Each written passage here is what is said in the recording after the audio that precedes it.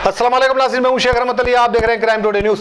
मुआशरे की खामियों को, सरकारी महकमों की लापरवाहियों को उजागर किया जा रहा है।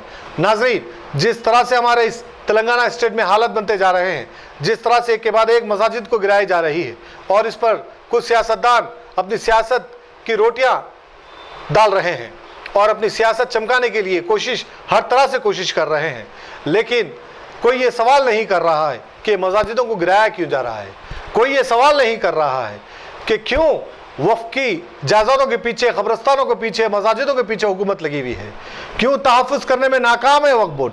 ऐसे कई सवालात हैं। ये सारे सवालात का जवाब लेने के लिए हमने बात की जनाब मुजाहिद हाशमी से। उन्होंने वाज़े तौर पर, खुली तौर पर कई ऐसे बातों का खुलासा किया जिसे आपको हमको सुनना और समझने की ज़रूरत है। देखते हैं।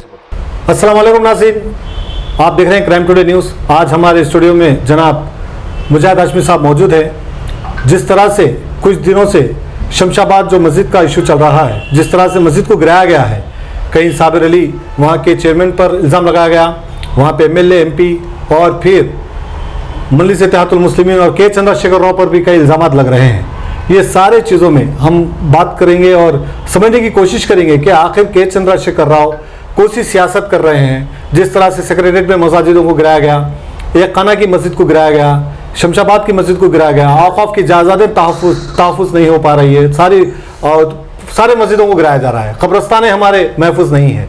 ये सारे मौजू पे हम बात करेंगे। साहब बहुत बहुत शुक्रिया आपका, आप हमारे स्टूडियो में वक्त निकाल के आए हैं। साहब ये क्या है, कौन सा खेल है हमारे तेलंगाना में? अलहदा तेलंगाना से पहले उन्होंने बड़े बड़े बातें किए थे और उसके बाद से लगातार मिनॉरिटीज़ के साथ, खासतौर पर मुसलमानों के साथ इस तरह का खेल खेल रहे हैं। और भारतीय जनता पार्टी तो खाली बोलने में रह गई, लेकिन के चंद्रशेखर राव जो है करके दिखा रहे हैं। इसको आप क्या समझते हैं, कौन सी सियासत समझते हैं? अस्सलाम वालेकुम रहमतुल्लाहि व बरकातुहू। मोहतरम नाज़रीन, एक वक्फे के बाद आपके दरमियान मौजूद हूँ मैं। आपने जो सवाल किया वो ये है कि सियासतदानों के जो वादे होते हैं, मैं ये समझता हूँ कि उन वादों को वादे ही समझा करें। खा वो मुलायम सिंह यादव का जो है वादा हो या किसी और का वादा हो, ये वादे वादे रहते हैं। मोदी ने आपको जो आवाम को वादा किया था कि हम 15 लाख रुपए आपके अकाउंट में डाल देंगे, तो ये जो है वादे वादे ही रहते हैं। रहा ये दौर जो फिलवक्त मसाबकत का है, कंपटीशन का दौर है, ये हिंदुत्व के नाम लेकर कौन हिंदुओं के वोट हासिल करता है, कौन अपने आप को सेकुलर साबित करके कौन अपने आप को हिंदू साबित करता है। ये नज़रिए की भी लड़ाई है, ये सियासत की भी लड़ाई है और उनकी अपनी बखा की भी लड़ाई है। ये अपने आप को बचाना भी चाहते हैं। अब रही बात इस बीच में कि ये मस्जिदों को निशाना बनाया गया, तो मस्जिदों का निशाना तो शुरू से बनाया जाता रहा है, उसी की बुनियाद पर कांग्रेस भी बाबरी मस्जिद को तोड़ी है। तो ये जो है अपने आप को हिंदू साबित करने का एक हथियार बना लिया गया है। अब आइए, एक जहन में लोगों के सवाल ये है कि किस तरीके से जो है उस इलाके में मस्जिद ख्वाजा महमूद के जो जहाँ पर निशाना बनाया गया था, उस इलाके में जो है कई मनादिर मौजूद हैं जहाँ पर जो वो मंदिर बना रहे हैं। और दूसरी बात एक है, चार मीनार की जो गैर कानूनी मंदिर है। आप देखते हैं कि जो है कोठी में गैर कानूनी मंदिर है जिस पर कोई सबूत नहीं है। और इन तमाम के जो है महकमा आसर खदीमा के तहत जो है जो जवाब आए हैं कि यहाँ पर कोई मंदिर नहीं थी, सुप्रीम कोर्ट से फैसला भी आ गया है। लेकिन जो है ये इस बात को हम जवाब नहीं बना सकते इस वास्ते कि जो है उनकी अपनी मंदिर की तामीर के लिए कोई जो है खुश खरीदी गई हुई ज़मीन हो, उसके लिए कानून के जो तमाम जो है कवायद और ज़ाब्ता अमल किया जाए, उनके लिए कोई लाजमी नहीं है। क्यों? किसी की ज़मीन पर, घर पर कब्ज़ा करके भी अगर वो बनाना चाहते, जैसा ताजमहल को अपनी मंदिर बोलते हैं, जिसको जो है तेजुमालिया बोलते हैं, कोई एक नया भगवान, नए नाम नया दे के उसको अपना भगवान तस्लीम कर लेते हैं वो लोग। तो क्या हमारा और उनका क्या ये इस अंदाज से मुकाबला हो सकता है? कतई नहीं हो सकता। मस्जिद नबवी की तामीर के वक्त अल्लाह सल्लल्लाहु अलैहि वसल्लम ने जो है 2 यतीम बच्चों से उस ज़मीन को ख़रीदा था और ऐलान किया था कि इस मुकाम पर मस्जिद तामीर होगी। इनको जो है इन यतीम बच्चों के जो है ज़मीन ख़रीद कर उनको रकम अदा कर दी गई है। अब हरम की तोसी होती है, तो हरम की तोसी में बाज़ाब्ता जो एक महकमे से इजाज़त ली जाती है, उन मकानों को ख़रीदा जाता है, उनको रकम अदा की जाती है, तमाम फार्मेलिटीज़ जो होते हैं, जो भी क़वाइद जो होते हैं, उसकी तकमील के बाद जो हरम की तोसी की जाती है। यह है इस्लाम। अब जो है, अब खाली ये बोलना कि भाई वो वहाँ पर मस्जिद को रातों रात निशाना बनाया गया, तो वो आपको निशाना बनाने के ऊपर ही अपनी उनकी सियासत की बका, ज़िंदगी की बका, उनके मज़हब की बका को महसूस करते हैं। ये एक ही नहीं है, बल्कि शास्त्रीपुरम में मेरा जहाँ तक इल्म है, और भी मसाजिद हैं जहाँ पर जो है कई मस्जिदों को नोटिस आई थी, तो हैदराबाद के एमपी साहब उसमें जो है बीच में आए, उसके बाद उन्होंने मसले की एकसुई कर दी। लेकिन उसके बावजूद भी कि मसाजिद ऐसे मौजूद हैं, अगर कोई उनको मशवरा दे कि आप अपने मसाजिद के जो कागजात हैं उसकी जो है पूरी तरीके से कानूनी कार्रवाई हर महकमे से आप उसको दुरुस्त कर लें, तो आज ऐसे जो है लोग मौजूद हैं मस्जिद की सदारत पर, जो बोलते हैं कि ये आजकल के बच्चे हमको बोलने का है, हम सदर बनते तो इस यहाँ के राजा हैं मस्जिद के, हम जो हमारे हुक्म है मस्जिद मर्जी हम चलेंगे चलाएंगे। तो बाहर आपके खिलाफ जो साजिशें रची जा रही हैं, उनका मुकाबला किस अंदाज से किया जाता है, किस तरह से किया जाना चाहिए, आगे और क्या आने वाले हालात हैं, आपके ऊपर नमाज पर पाबंदी आयद की जाएगी, अज़ान पर हर जगह, तो उसका मुकाबला किस अंदाज से करेंगे आप।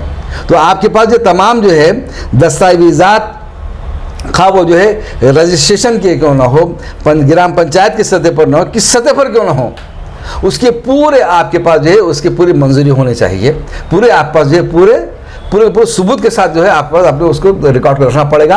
न सिर्फ आपको अपने पास रखना पड़ेगा, तमाम उसके रिकॉर्ड को आपको चाहिए क्या वक्फ बोर्ड को भी आप दें, ये आपकी जिम्मेदारी है।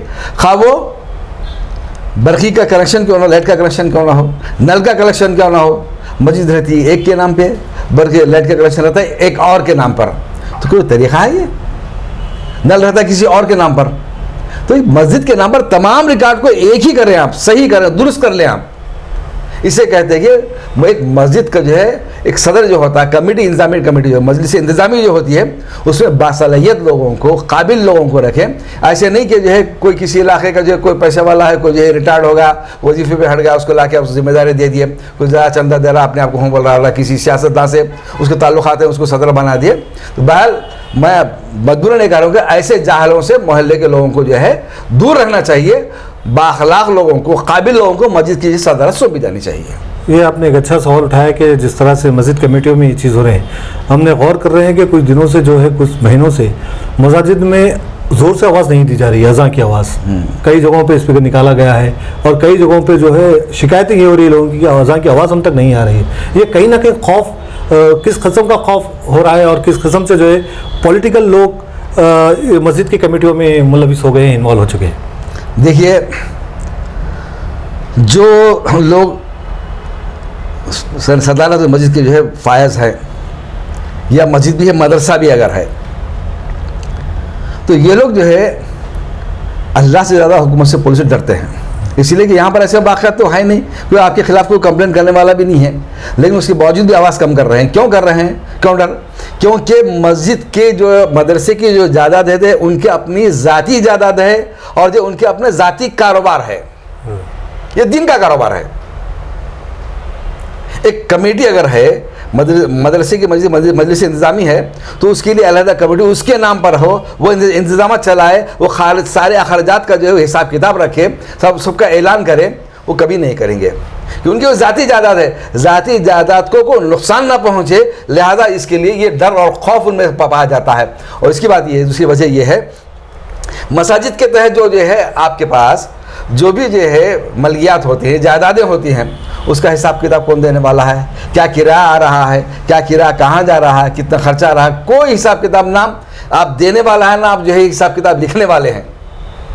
आप जो है एक मौज़न को, एक मदरसे के जो है एक आप उस्ताद को आज के दौर में 8,000 रुपये तनख्वाह दी जा रही है।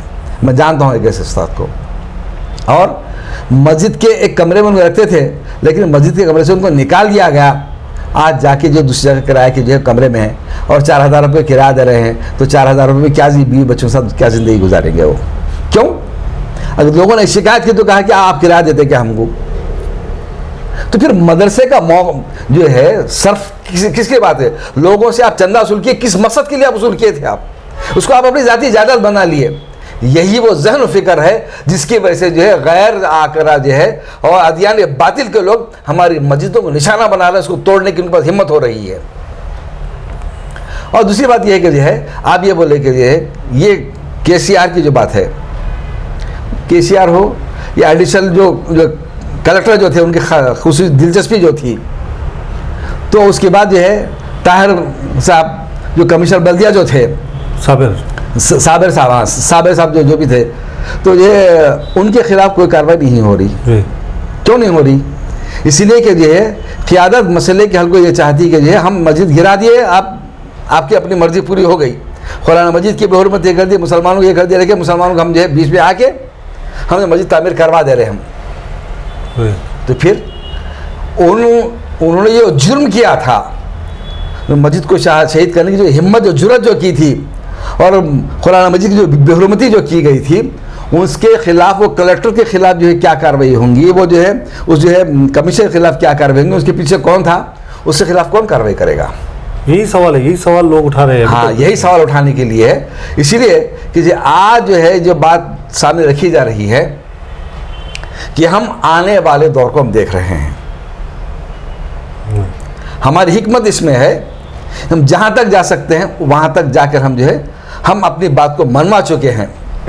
अब हिकमत का तकाजा ये है उनके बमौजिब कि इस रियासत की हम हिफाजत करें, कहीं किसी मस्जिद पर जो खुलेआम किसी मुसलमानों की जायदाद पर बुलडोजर न चले, कहीं अदा पर पाबंदी आयद न की जाए, कभी आगे चलकर किसी ईदगाह पर बेंगलुरु की तरह कोई जो है दावा ना कर सके। इसके लिए इस रियासत को बचाने के लिए आपको हम कुछ कुर्बानी अगर देनी पड़ेगी तो क्या करना चाहिए? यह भी एक सवाल है। हमेशा जो है लड़ना मैदान अमल में रहकर जो दो टोक अंदाज में जो है लड़ना ही हिकमत नहीं होती। कुछ कदम पीछे हटकर अपने तहफ़्फ़ुज़ के लिए सामने जो है जो ताकतें आप पर गलबा चाहती हैं उनके गलबे को रोकने के लिए आपको कुछ इक़दाम करने की ज़रूरत है ताकि हम अपनी रियासत का हम तहफ़्फ़ुज़ कर सकें। क्या हम जो इस रियासत को उत्तर प्रदेश बनाना चाहते हैं, उसको बनने से रोकना चाहते हैं? आपको हम किसी लिए कार्रवाई करनी होगी। रही दूसरी बात कि वक्फ बोर्ड का जो जहाँ तक आपने सवाल किया, अफजलगंज खबरस्तान में ये जो भी खबरस्तान है उस पर जो है बराबर जो है पूरी कोशिश की जा रही है कि जो है उस खबरस्तान पर 1.5 एकड़ का 2 एकड़ का जो खबरस्तान है उस पर कब्जा कर लिया जाए। तो वक्फ बोर्ड के चेयरमैन साहब जाते हैं, वो दौरा करते हैं, बात ख़त्म हो जाती है, क्या हमारा हिसाब किताब ख़त्म हो गया। लेकिन जिस अंदाज से कानूनी सतह पर लड़ाई लड़ने की ज़रूरत है, जो मौक़िफ़ इख्तियार करने की ज़रूरत है, और जो है जिस तरीके से अदालतों में जो है अच्छे विकला को रखकर कदम कदम पर मुकाबला करने की जो ज़रूरत है, वहाँ पर वक्फ बोर्ड मुकम्मल तरीके से नाकाम है। हाल ही में मैं इसी सिलसिले में जो है वक्फ बोर्ड के चेयरमैन से मुलाकात किया, जिसकी जो खबर सियासत अखबार में शाये भी हुई थी, और इस खबरस्तान के मुताल्लिक़ जो आज सियासत मुंसिफ अखबार में खबर शाये भी है। क्या कदम आप उठा रहे हैं? क्या सियासतदान उठा रहे हैं? क्या वक्फ बोर्ड उठा रहा है? क्या जो है यूनाइटेड मुस्लिम फोरम जो इस सिलसिले में जो है कोई इजलास जो है तलब करके उस सिलसिले में क्या हिकमत अमली इख्तियार करता है?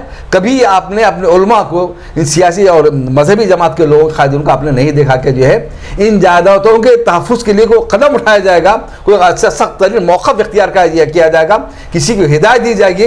यहाँ पर ये लोग मुकम्मल तरह इस सिलसिले में नाकाम है। इसी बात पर जनाब मौलाना जाफ़र पाशा ने जो है इल्ज़ाम लगाया कि जिस तरह से मस्जिद को गिराया गया, तमाम लोगों को सस्पेंड किया जाए। और इस हादसे के बाद मोहम्मद महमूद अली होम मिनिस्टर एक मीटिंग ले रहे थे, तभी ऊपर से ऑर्डर आया कि मीटिंग लेने की ज़रूरत नहीं है। ये बकौल जाफ़र पाशा के बोले, उन्होंने कहा कि इस तरह से हमारी क़यादत में जो मुस्लिम लीडरों को रखा गया है वो किसी काम के नहीं है, चाहे वक्फ बोर्ड हो, चाहे होम मिनिस्टर हो या जो भी हो, ये अपना तरफ से कोई एक काम नहीं कर सकते। ये सबको जो है तानाशाह केसीआर जो है काम कर रहे हैं। इसको आप कितना उनके बयान को कितना सच समझते हैं? देखिए, महमूद अली साहब ने जहाँ तक इजलास तलब किया था उनकी अपनी कोशिश काबिश है, लेकिन एक चीफ मिनिस्टर ने जब उसको रुकवा दिया तो मजबूर हैं। लेकिन उन्होंने जब अपनी कोशिश जो की, ये और बात है, कोशिश में कामयाब नहीं हो सके। महमूद अली साहब ही क्या है, अच्छे अच्छे दूसरे वज़रा भी जो है आपके काम वहाँ पर जो है गैर मुस्लिम वज़ीर जो है वो भी ज़बान नहीं खोल सकते। और जो है हमारी जो है क़ियादत को चाहिए कि मुस्लिम माइनॉरिटीज़ के जो है जो वजारत है को पहले ईश्वर साहब को दी गई है, क्योंकि मुसलमान साहब नहीं मिले जो मुसलमान को मसाइल को जानकर उनके मसाइल को हल कर सके। अगर जो है 1000 रुपये जो है अगर आप बजट आप जो है उसको जो है सैंक्शन कर मंजूर कर रहे हैं तो क्या होता, 400 रुपये खर्च होते, 600 रुपये वापस चले आते। तो वो जानता ही नहीं आदमी से नाअहल लोगों को रखे, तो इस सिलसिले में हमको कामयाबी की ज़रूरत है, हमको नुमाइंदगी करने की ज़रूरत है।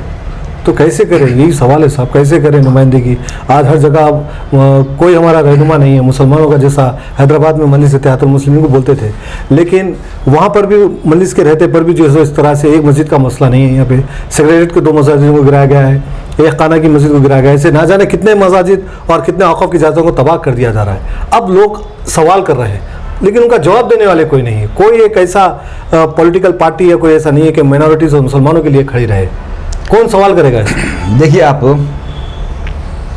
अपने हक़ के हुसूल के लिए जो मौक़िफ़ इख्तियार करने की जो बात होती है, तो सबसे पहले मैं बात करूँगा मस्जिद उमर फ़ारूक की, शमशाबाद एयरपोर्ट की, जहाँ पर जो है आज तक जो है नमाज मैं सलाम करता हूँ मेरे उन भाइयों को, ऑटो ड्राइवर्स को, टैक्सी ड्राइवर्स को, उन भाइयों को जो बारिश में, सर्दी में, गर्मी में जो बराबर जुम्मा की नमाज़ वहाँ पर अदा करते हैं। उस जगह को उन्होंने छोड़ा नहीं। तो अगर हुकूमत संजीदा होती, सियासी क़यादत संजीदा अगर होती, वहाँ पर मस्जिद तामीर हो जाती। दूसरी बात यह कि जो है हज़ारों एकड़ ज़मीन जो है आज शमशाबाद एयरपोर्ट में है, तो एयरपोर्ट से अगर किराया वसूल करके बकबोर्ड को दिया जाए तो कितनी आमदनी होगी मुसलमानों को। अब दूसरी जो है मसाजिद आज जो है नहीं है, दूसरी मसाजिद आज यकीनन निशाने पर हैं, उसको कैसा रोका जा सकता है? इसके लिए आपको हमको यह बेहतर लाहमत तरतीब देने की ज़रूरत है कि अगर ऐसा नहीं किया हमने तो फिर जो है आगे आने वाले हालात में हम आपको क्या करना चाहिए, आपने सवाल किया कैसे हम आप ताकत को अपने मजबूत कर सकेंगे। हम कहते हैं इत्तिहाद मदन अल्लाह हुक्म देता है हम मुत्तहिद रहें, मुनज़्ज़म रहें। तो मजलिस इत्तेहादुल मुस्लिमीन की बुनियाद हज़रत बहादुर आजम रहमतुल्लाह अलैह ने रखी थी। तो जो है आप तमाम जो है मसलकों के लोगों को जो है आप नुमाइंदे देने का जो मजलिस दावा करती है, लेकिन जो है आप जिन उसूलों से इन्हराफ कर चुके हैं उसके लिए अगर मजलिस बचाओ तहरीक अगर सामने अगर आपके है तो फिर जो है आप उससे इत्तेहाद करने की कोशिश क्यों नहीं करते? अखबारात में इस बात की इत्तलात आती है कि आप जो है कभी एक झलक दिखाते हैं कि हम जो है कभी बहुजन समाज पार्टी से इस रियासत में इत्तेहाद करेंगे, किसी और से इत्तेहाद करेंगे, तो फिर आप जो है फिर क्यों अपने भाइयों से इत्तेहाद करने के लिए आप तैयार क्यों नहीं हैं? क्योंकि इस इत्तेहाद को मुस्लिम मजलिस इत्तेहादुल मुस्लिमीन है, मुसलमानों से इत्तेहाद करके अपने इत्तेहाद को मजबूत करना क्यों नहीं चाहते? फिर आप एक सवाल निशान है। इसको मजबूत करने के लिए और जो है मजलिस बचाओ तहरीक से जो है इत्तेहाद करने के लिए वो क्या है, वो बातचीत करने के लिए, उसको मेज़ पर लाने के लिए तमाम उलमा इकराम को जो है मुनज़्ज़म होना पड़ेगा, मुत्तहिद होना पड़ेगा, ये बात रखनी पड़ेगी। इसके लिए दबाव डालना पड़ेगा मजलिस इत्तेहादुल मुस्लिमीन की क़यादत पर, तब कहीं जाकर हमारा इत्तेहाद मजबूत हो सकता है। इस रियासत में हमारी सियासी क़यादत मजबूत हो सकती है और आने वाले हालात का हम मुकाबला कर सकते हैं। वो लोग जो बरसर इक़्तिदार आने की जो कोशिशें कर रहे हैं उनकी बुनियाद सिर्फ इसी बात पे कि इस्लाम और मुस्लिम दुश्मनी की बुनियाद पर है। इस्लाम को ताराज करना चाहते, मुसलमानों क़त्ल आम को करना चाहते हैं, तो मुकाबला कैसे करेंगे? इस तरह इंतसार के बुनियाद पर आप कर सकेंगे? किसी और के बालादस्त की कबूल करके आप क्या मुकाबला कर सकेंगे? अपने मफादात के तहफ़्फ़ुज़ के लिए किसी का आलाकार बनने से आप क्या आप जो है मुसलमानों की क़यादत कर सकेंगे? आप नहीं कर सकते। तो लिहाजा आप पर यह लाजिम है कि आप वसीउल नज़री का, वसीउल क़ल्बी का मज़ाहरा करें, अल्लाह के हुक्म की तामील आप करें, मजलिस बचाओ तहरीक से आप इत्तेहाद करें। हम तब कहीं जाकर मुनज़्ज़म होंगे, मुत्तहिद होंगे, हमारी ताकत बढ़ेगी। जो है ये आप ये बोले कि पीछे है कोई XYZ अगर है पीछे उनकी उसके हुक्म मस्जिदें कर रही हैं, तो आपके इस इत्तेहाद से लर्ज़ाबाद नाम हो जाएगा, उसकी हिम्मत नहीं हो सकेगी कि किसी मस्जिद पर निगाह उठाए। ये है असल ताकत हमारी। ये नहीं कुछ भी हो जो है ये हम उनसे दुश्मनी बाकी है, हम उनको लड़ा रहे, लिहाजा ये हमारे पॉकेट में जेब में रहेंगे। इस जेब से निकलिए आप, इस पॉकेट से निकलिए आप, अपनी ताकत को बनाइए, बढ़ाइए, तब कहीं जाकर आप ताकत बनिए तो वो जो है आपके जो है जेब में आएंगे। आपकी बात सुनने पर मजबूर होंगे। यही अंदाज आपको ये मौक़िफ़ इख्तियार करना पड़ेगा। ये बहुत अच्छी बात है। एक आखिरी सवाल आपसे कि जिस तरह से शमशाबाद की मस्जिद को गिराया गया, शहीद किया गया, इसके बाद से जो है हर पॉलिटिकल पार्टी जो है मैनेज लेने की कोशिश करी कि हम वो करेंगे, लेकिन ये जो प्रेशर आया ये वहाँ के मुकामी नौजवान लोगों का है जो इस तरह से एहतजाज करे और वो आवाम अपनी ताकत बताई और उनकी वजह से जो है KCR को जो है सामने आना पड़ा। अब अलग अलग क्रेडिट ले रहे हैं सब कि हमारी वजह से हुआ, हमारी वजह से हुआ, तो ये कहाँ तक आप मुनासिब समझते हैं? देखिए, जो अल्लाह की रज़ा के हुसूल के लिए काम करता है, आवाम से किसी किस्म के क्रेडिट के हुसूल के जो कभी ख्वाहिश और तमन्ना नहीं रखता, लेकिन वो काम करता है वो छोड़ देता है। क्यों? वो जानता है कि मेरा अल्लाह मुझे साथ देगा। यहाँ क्या है, इनका ईमान और यकीन है कि ये हम करें, हमारी तरफ से हुआ, मेरी तरफ से हो रहा, हम है तो आप हैं। ये जाहलत की सोच जो है इनको यहाँ तबाह बर्बाद कर रही है। आपके रहने से कुछ नहीं होना, आपके रहने से मुसलमान मौजूद है, ऐसी बात नहीं है। अब ये जो आपकी सोच से निकलना पड़ेगा। सब अल्लाह के रसूल पर ईमान रखने वाले उसी ताकत पर, उसी बलबूते पर, अपने ईमान के बलबूते अल्लाह की रज़ा के रसूल के लिए सब कुछ कुर्बान करने के लिए मैदान अमल में आने के लिए तैयार रहते हैं। आपका सहारा नहीं लेते, वो अल्लाह का सहारा लेते हैं, अल्लाह से मदद मांगते हैं, अल्लाह ही की इबादत करते हैं। बेखदर कूद पड़ा आतिश नमरूद में इश्क अखले महव तवाशा बेमामा भी। आप जो देख रहे बात कर रहे हैं, उस इलाके के कौंसलर जो TRS से ताल्लुक़ रखते हैं, जहांगीर साहब, जहाँ तक मेरा ख्याल जहांगीर साहब नाम उनका, उन्होंने कहा कि जो है वो आज़ाद मुंतखब हुए थे, उसका TRS में चले गए। उन्होंने कहा कि अब मैं तो TRS की मुखालिफत में हूँ, मैं तो मस्जिद की ताइद में हूँ, आप क्या करें? मैं खुद एक पार्टी हूँ, मुझे मैं जीत कर बताऊँगा बोले हूँ। क्यों? यह आज़म हौसला कैसे आया उनको? अल्लाह के दीन से, अल्लाह के मस्जिद से मोहब्बत की बुनियाद पर उनको हौसला आया। वो वहाँ ये गेम नहीं चले, पता नहीं चले कि मेरी तरफ से वहाँ मैं क्रेडिट लेता हूँ, मेरे गोड़ जो नहीं बोले उन्हें, हमारी तरफ से मसला, हमारी ताकत के बलबूते मसला हलवा नहीं बोले। ये मैं लफ्ज़ निकालना छोड़ डालो आप, जो कुछ भी अल्लाह की ज़ात करने वाली है।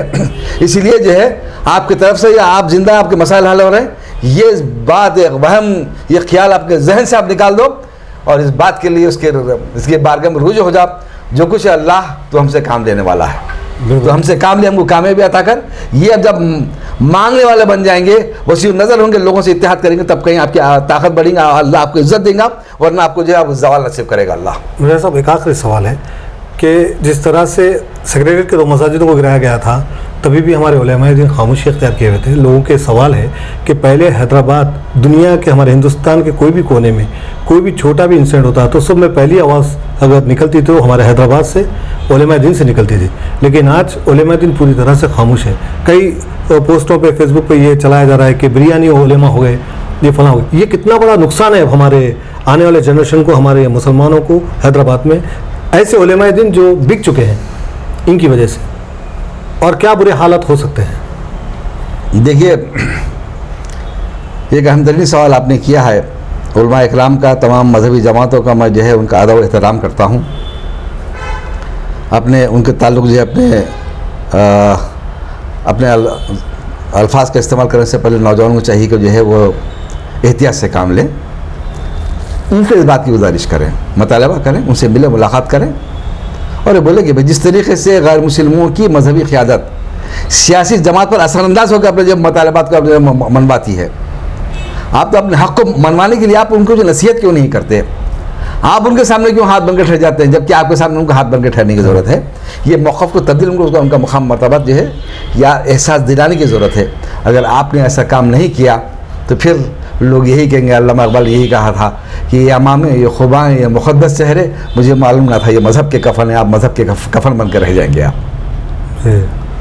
शुक्रिया जो हमारे मोहम्मद जनाब मुजाहिद हाशमी साहब, जिन्होंने वाज़ेह तौर पर कहा कि हमें सब्र से काम लेना है, और उलेमाए दीन के ताल्लुक़ से भी उन्होंने कहा कि उनसे मुलाकात करें और अपने बातों को रखें ताकि उनको भी एहसास हो कि आज लोगों के जहन में क्या बात चल रही है। हम उम्मीद करते हैं कि जो काम सब्र से और अल्लाह को, एक अल्लाह के हो जाएँ, एक अल्लाह को मानने वाले हो जाएँ, और जितने भी वीरान मस्जिदें हैं और वो मस्जिदों में हम पाबंदी से नमाज़ पढ़ें ताकि फिर कोई मस्जिद किसी के निशाने में ना आए। यही हमारी ताकत होनी चाहिए, और इसी तरह से जो है हम हमारे मसाजिदों का तहफ़्फ़ुज़ कर सकते हैं। Bigwell Cake House, हम है कुछ खास, हम तैयार करते हैं खालिस अपने हाथों से hygienic best quality dry fruits, pure घी और नंबर 1 क्वालिटी के जाफरान, पिस्ता, बादाम, काजू और खोए से तैयार किए गए बेकवेल के स्पेशल दम के रोट। हिंदुस्तान में पहली मर्तबा शुगर फ्री और गुड़ केसर रोट तैयार करने वाले पहले बेकर्स। हर उम्र की पसंद Bakewell cake house. Bakewell cake house के स्पेशल शुगर फ्री गुड़ केसर और दम के रोट अपने नाम की तरह क्वालिटी में भी नंबर 1 है। अपनी क्वालिटी को बरकरार रखते हुए 2021 बेस्ट बेकर अवार्ड याफ्ता सारे शहर की पसंद, आपके खुशियों का साथी बेकवेल केक हाउस, टोरी चौकी, एक्स रोड, हैदराबाद।